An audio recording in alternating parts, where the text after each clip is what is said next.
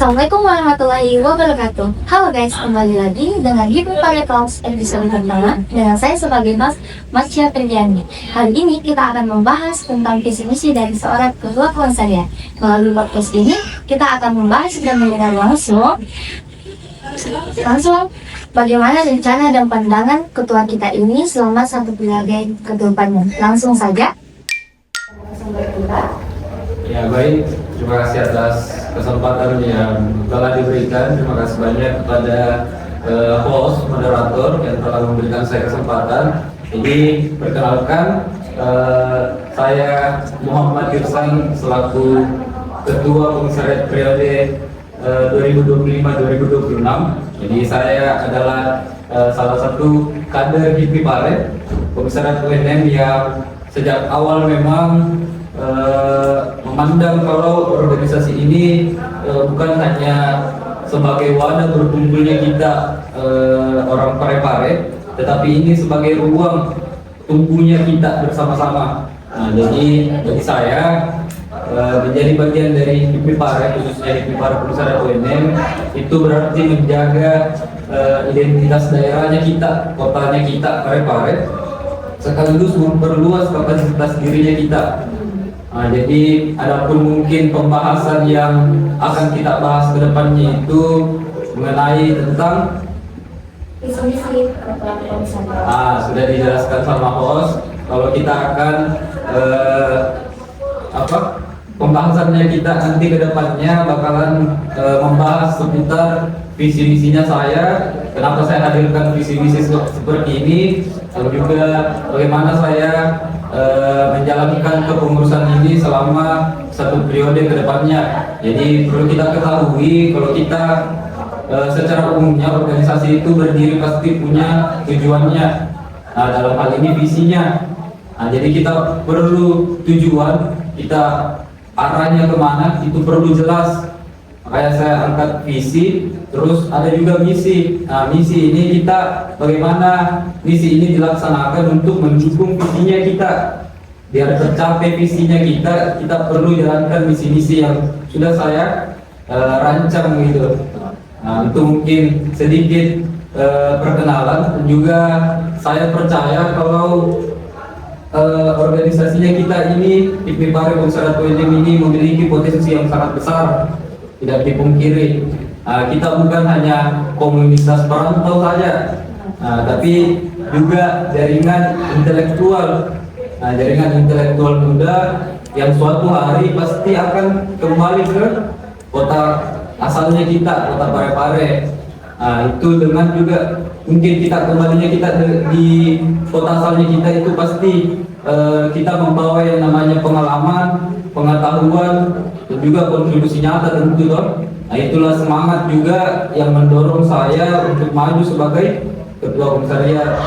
Nah, itu mungkin sedikit penjelasan dari saya. Nah, mungkin saya sarankan kembali kepada host atau moderator. Kembalikan. Nah, itu tadi kenalan singkat dari ketua kita. Nah, di sini ada pertanyaan, Kak. Bagaimana kita rencanakan meningkatkan kemampuan dan keterampilan anggota organisasi dari komisariat UNM ini? Jadi saya menjawab.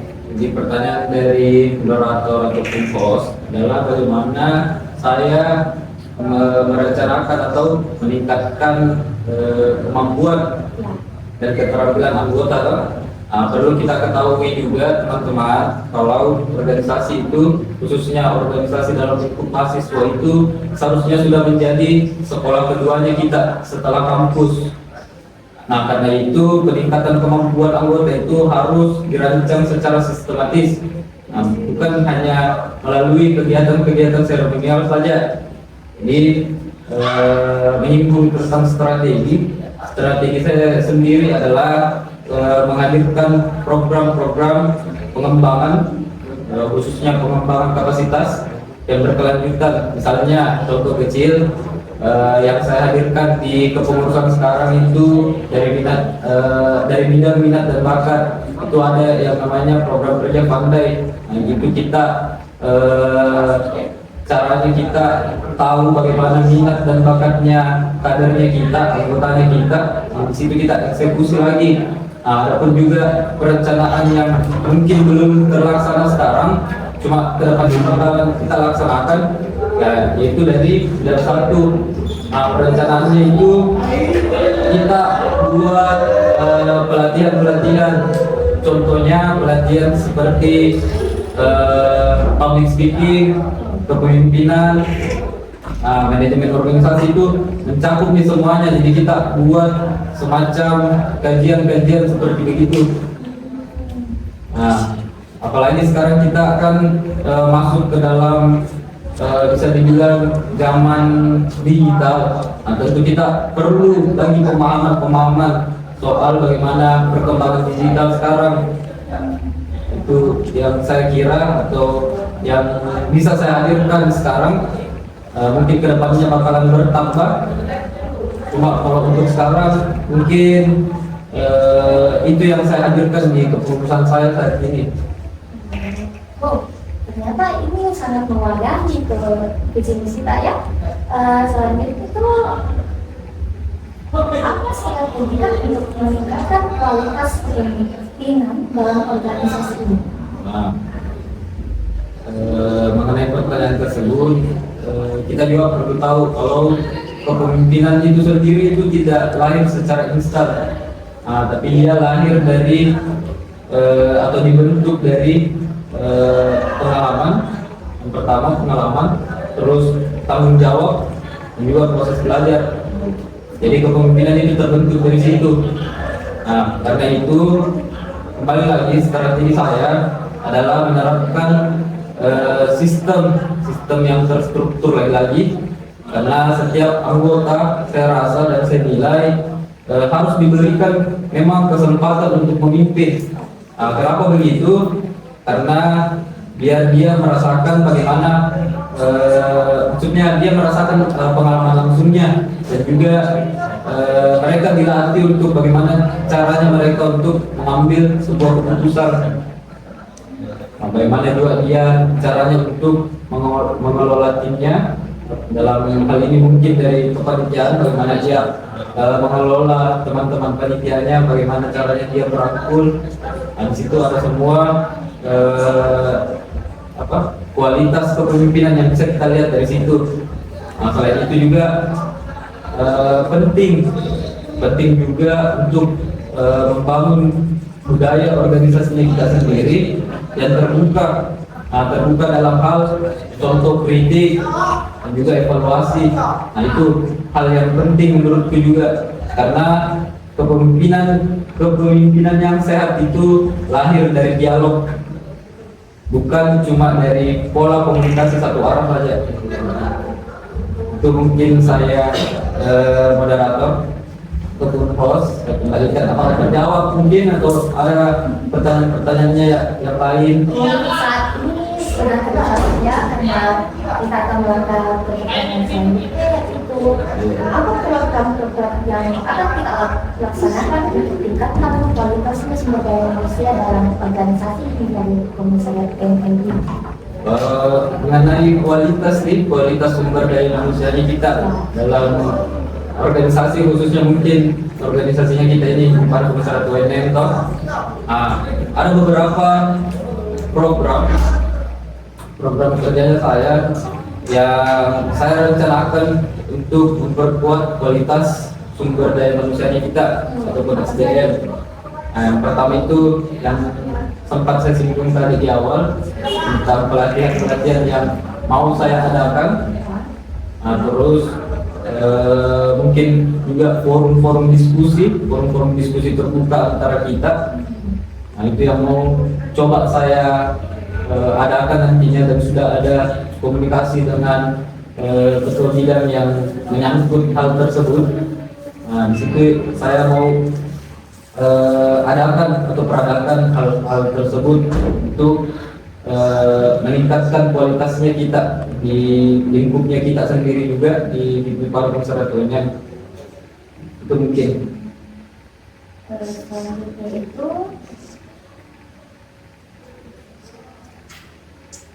bagaimana kita mengukur keberhasilan program-program peningkatan kualitas anggota dan pengembangan itu dalam seperti bagaimana cara Pak untuk ukur itu.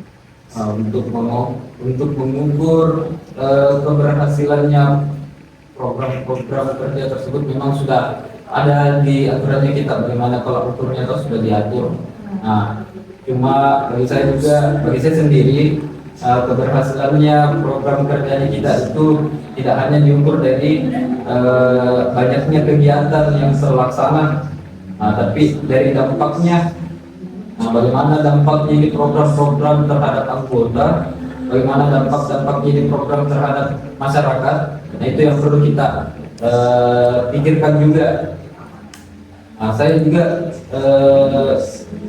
mau menerapkan di sini sistem evaluasi yang sederhana tapi konsisten. Misalnya dengan melihat tingkat partisipasi anggota, peningkatan keterampilan yang mereka rasakan, serta keberlanjutan program-program yang telah dibuat. Selain itu organisasi internal juga penting agar organisasi dapat belajar dari pengalaman. Dengan budaya evaluasi yang sehat itu saya rasa HIPMI Pare, khususnya HIPMI Pare Pembesaran UNM itu dapat terus berkembang menjadi organisasi yang lebih profesional lagi. Itu mungkin saya moderator, ibu host, saya kembalikan. Terus itu apa visi Pak untuk kontribusi organisasi visi Pare ini terhadap pembangunan kota kita, kota Parepare?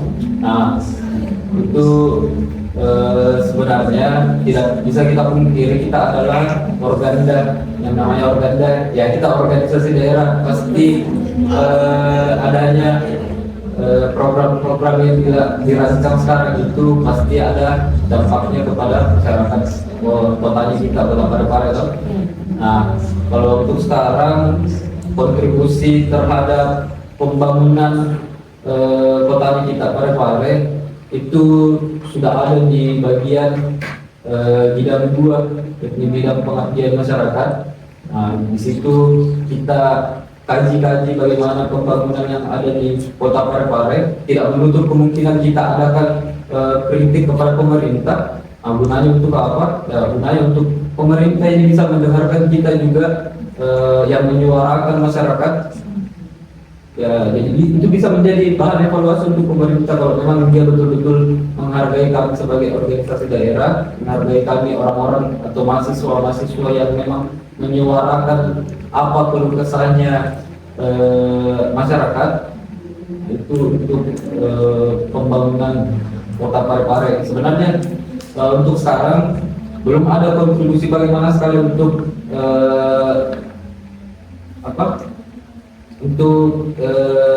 pembangunan kota Parepare. Cuma kita memang seperti yang saya bilang tadi, tupoksinya bidang 2 adalah meriset apa-apa saja yang isu-isu apa saja yang memang lagi perlu dibahas, apalagi itu menyangkut dengan pemerintah. Nah, kita sebisa mungkin untuk mewadahi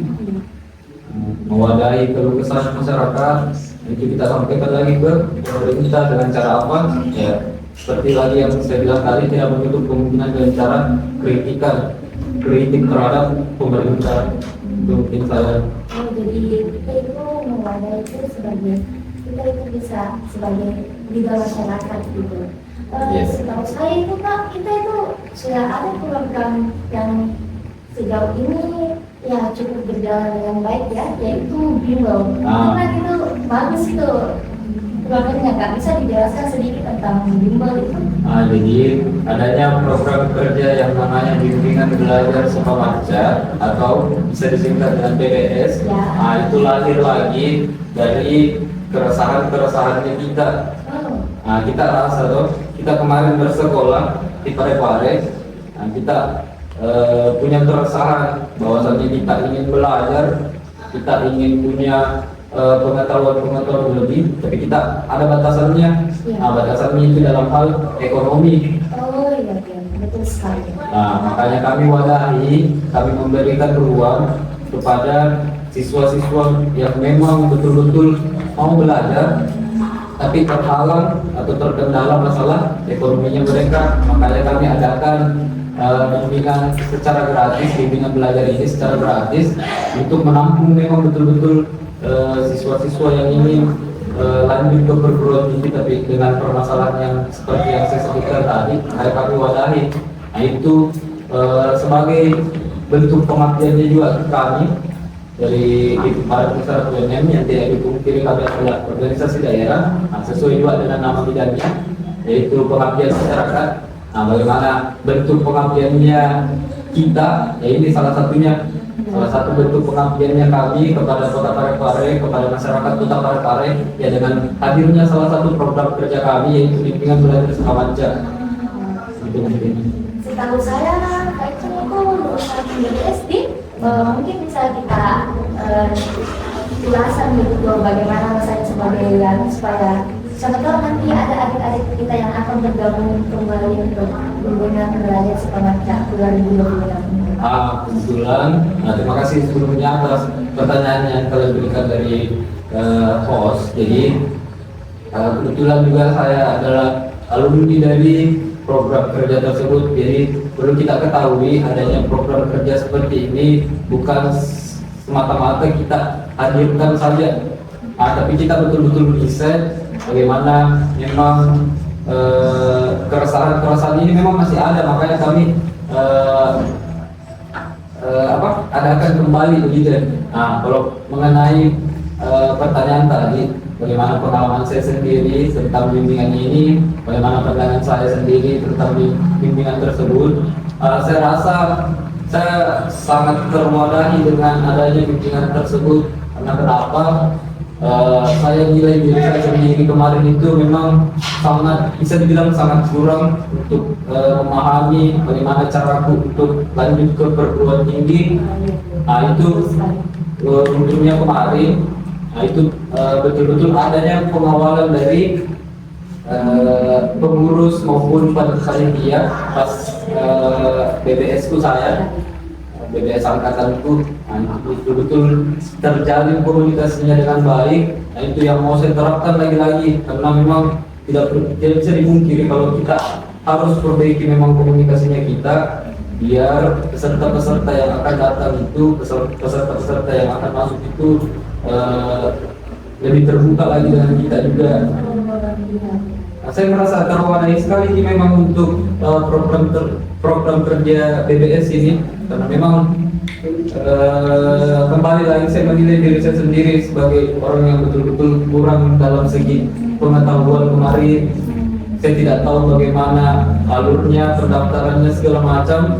Tapi karena adanya BBS ini, salah satu program kerja yang dihadirkan kemarin, saya masuki dan akhirnya saya paham. Walaupun tidak semuanya saya paham, cuma ada yang saya tahu, ada pembelajaran yang bisa saya dapat.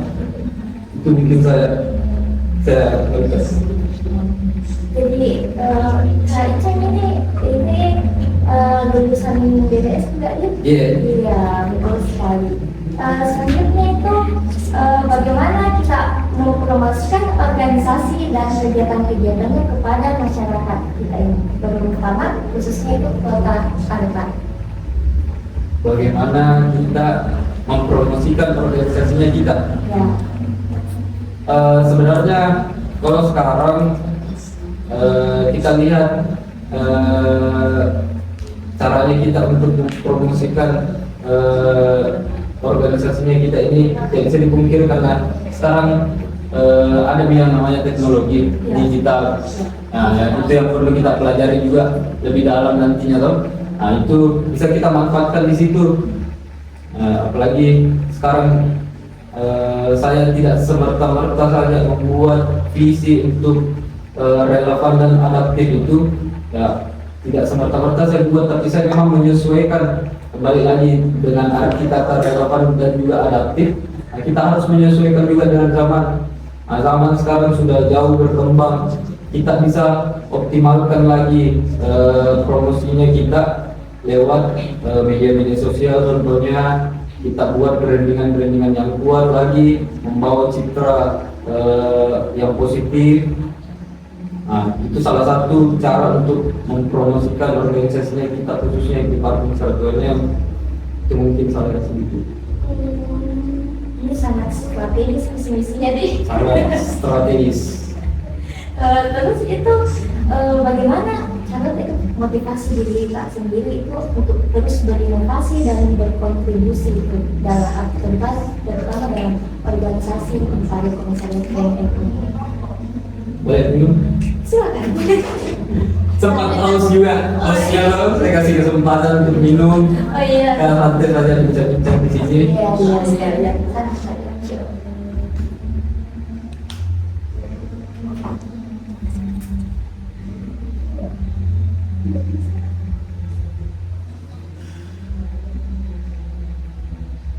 Boleh diulang tadi pertanyaannya?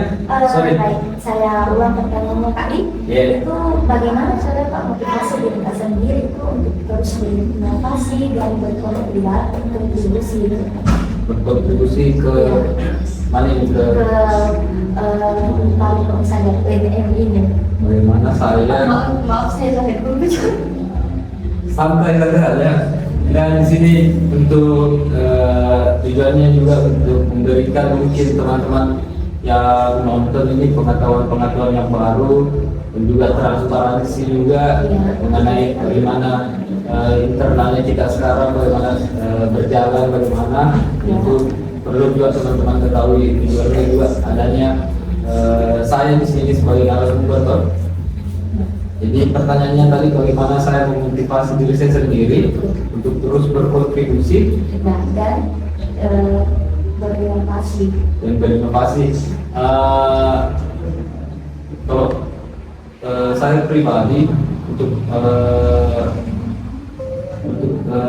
inovasi diri saya sendiri, maksudnya Motivasinya bisa dijelaskan itu bagaimana cara itu motivasi diri kita itu supaya tetap aktif dalam organisasi ini sampai bisa jadi ketua komisariat pribadi 2025 2026.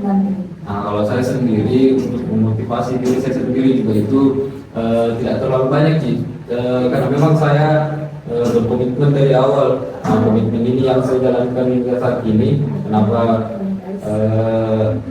saya sampai pada titik ini? Nah, memang komitmen yang saya buat itu saya serius gitu. Maksudnya saya bicara satu kali, nah, itu yang perlu saya buktikan. Memang lagi-lagi perkataan yang kita buat itu memang harus ada bukti, tidak dari omongan saja loh. Kalau motivasi untuk diri sendiri itu tidak terlalu bagaimana sekali sih, cuma motivasi untuk diri saya sendiri ya tetap teguh pada prinsip yang memang saya pegang. Nah, itu tadi tetap pada komitmen yang sudah saya buat dari awal. Itu yang saya jalankan sampai sekarang. Adapun mungkin titik-titik di mana saya mungkin berpikir kalau saya sekarang ini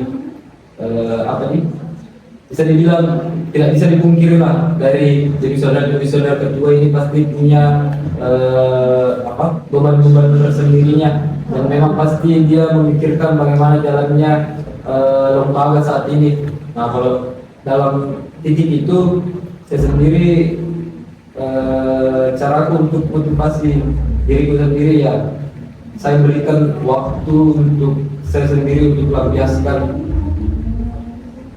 Nah, dari situ saya lampiaskan sendiri. Nanti dari situ mungkin terbentuk lagi, muncul lagi pemikiran-pemikiranku untuk tetap ada di posisiku. Nah, itu mungkin sedikit memotivasi tuh. Kalau saya itu menjalankan suatu organisasi itu sangat berat kali, apalagi banyaknya itu hal yang harus dilakukan dan banyak waktu yang harus dituntaskan itu. Tetapi kita itu sebagai sudah menjabat sebagai ketua itu kita kayak apa yang membuat kita bertahan sampai saat ini begitu. Sama ada mungkin itu motivasi terbesar hal ataupun mungkin apa yang membuat saya bertahan hingga sampainya saya di titik sekarang sebagai seorang ketua komisariat. Jadi yang pertama memang saya berkomitmen, Dok. Saya selalu berpegang teguh dengan yang namanya komitmen. Komitmen yang saya buat itu untuk teman-teman saya. Jadi alasan saya sampai bertahan sampai pada saat ini, itu mungkin dari teman-temanku lagi, teman-teman angkatanku. Banyak yang saya nilai, yang saya rasa harus tetap bertahan. Pertama kan dari teman-temanku sendiri, yang kedua itu dari adik-adikku juga. Itu yang membuat saya bisa bertahan sejauh ini. Karena itu yang saya pikir bagaimana teman-temanku kalau semisal keluar temannya, bagaimana junior-juniorku ini, adik-adikku semua ini, kalau semisal berkurangnya seniornya itu pasti berkurang juga pemahaman pembelajaran yang bakal dia dapat. Itu yang saya pikir yang membuat saya bertahan sampai sejauh ini ya, karena Yudi tadi 3 deh, tambah 1 sama senior. Tentunya saya rasa juga saya butuh pengarahan juga dari senior. Memang tidak bisa dipungkiri, memang ada yang seperti yang saya bilang tadi, pasti ada yang namanya titik-titik di mana kita jenuh, titik-titik di mana kita merasa kurang segala macam. Itu dari 3 hal ini itu yang membuat saya bertahan. Yang pertama teman, yang kedua tadi junior, dan yang ketiga senior. Yang pertama tadi teman, karena saya lihatnya teman-temanku setia sampai saat ini, kenapa saya harus tinggalkan begitu. Sama juga dengan junior. Kalau senior itu lebih ke pengarahannya. Saya minta pengarahan bagaimana kalau saya misal ada di titik-titik yang saya sebutkan tadi. Saya minta pengarahan bagaimana saya lanjutkan lagi ini lembaga ke depannya bagaimana. Saya minta selalu pengarahan dari senior-senior yang kuanggap memang sebagai kakak-kakak sendiri. Itu mungkin. Jadi kita mungkin kan tipe orang yang solid, guys. Dia itu suka berkomitmen. Terus ada lagi itu, bagaimana Anda melihat peran organisasi ini dalam meningkatkan kualitas hidup masyarakat Parepare? Bagaimana kita melihat perannya organisasi HIPMI ini dalam meningkatkan kualitas hidupnya masyarakat kota dan kita kota Parepare? Jadi bagaimana saya melihat perannya sebuah organisasi atau bisa kita sebut HIPMI Pare Ganda, bagaimana perannya ini lembaganya juga dalam meningkatkan kualitas hidup masyarakat kota Parepare itu sendiri. Jadi kalau kita lihat organisasi ini sebagai wadah pembentukan generasi muda. Jadi adanya wadah seperti ini yang memiliki kepedulian terhadap daerahnya, terkhusus kita sebagai organisasi daerah lagi melalui berbagai kegiatan pengembangan diri itu, diskusi, program sosial. Organisasi ini dapat melahirkan kader-kader anggota-anggota yang memiliki kemampuan dan komitmen untuk dia berkontribusi bagi masyarakatnya. Jadi walaupun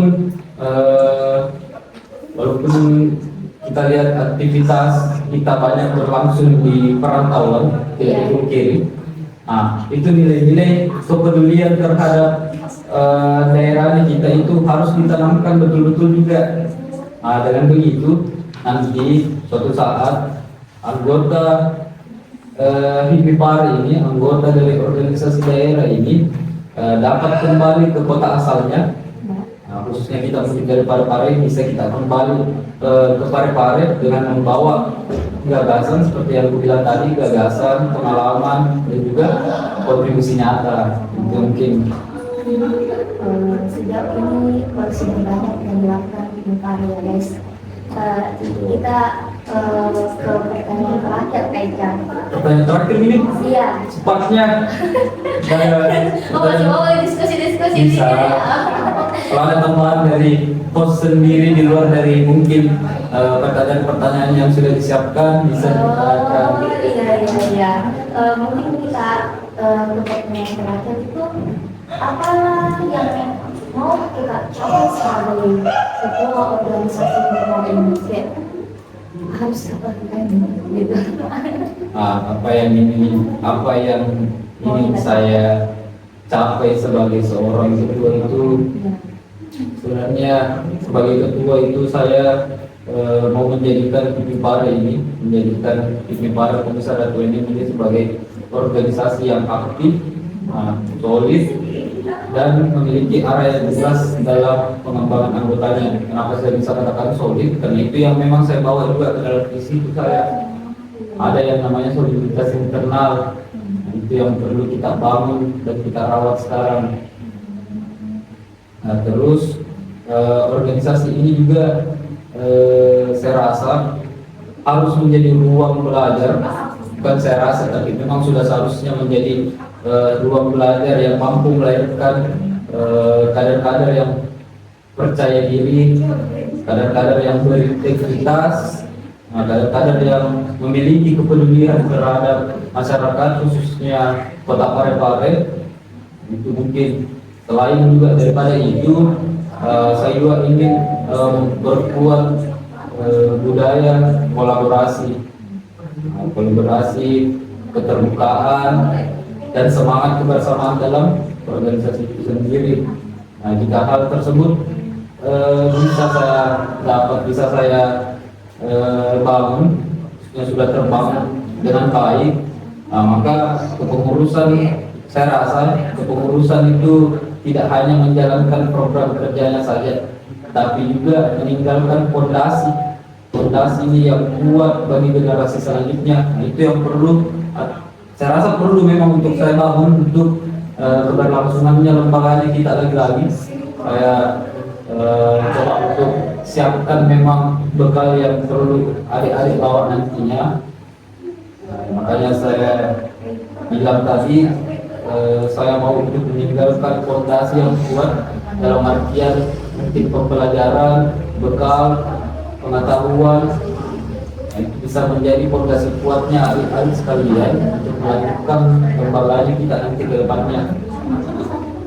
Nah, itu mungkin sedikit apa yang ingin saya capai sebagai ketua tidak ada hal yang sudah seharusnya kita mau membawa lembaga kita ini untuk ke arah yang lebih baik lagi.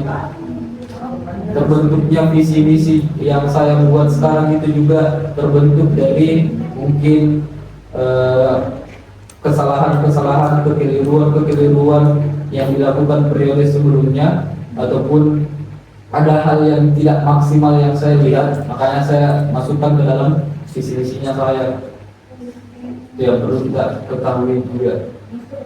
Itu yang mungkin dari saya. Oh iya, dari sejauh pembahasan saya dapat tadi ini Pak, saya rasa ini kayaknya ini orang yang berpikir itu tentang segala hal ya, bukan berpikir satu hal itu. Dan bahkan memikirkan dengan tentang anggotanya, tentang senior, junior, bahkan itu teman angkatannya sendiri. Ada pertanyaan di luar topik ini Kak? Boleh. Maksud pertanyaannya itu, adakah kekhawatiran yang kita takutkan akan terjadi pada organisasi ini sebagai Seorang ketua. Iya. Saya rasa ini menjadi kekhawatiran yang umum terjadi dan bisa dirasakan oleh seorang ketua itu ya, bagaimana lembaganya kita ini bisa maksudnya kekhawatirannya kita ini sebagai seorang ketua ini itu bagaimana citranya masyarakat terhadap lembaga. Nah, itu yang menjadi kekhawatirannya saya juga, tentang bagaimana juga organisasi ini bisa bertahan pada saat saya menjabat. Itu menurutku adalah kekhawatiran yang memang sudah umum dikhawatirkan oleh seorang berdua.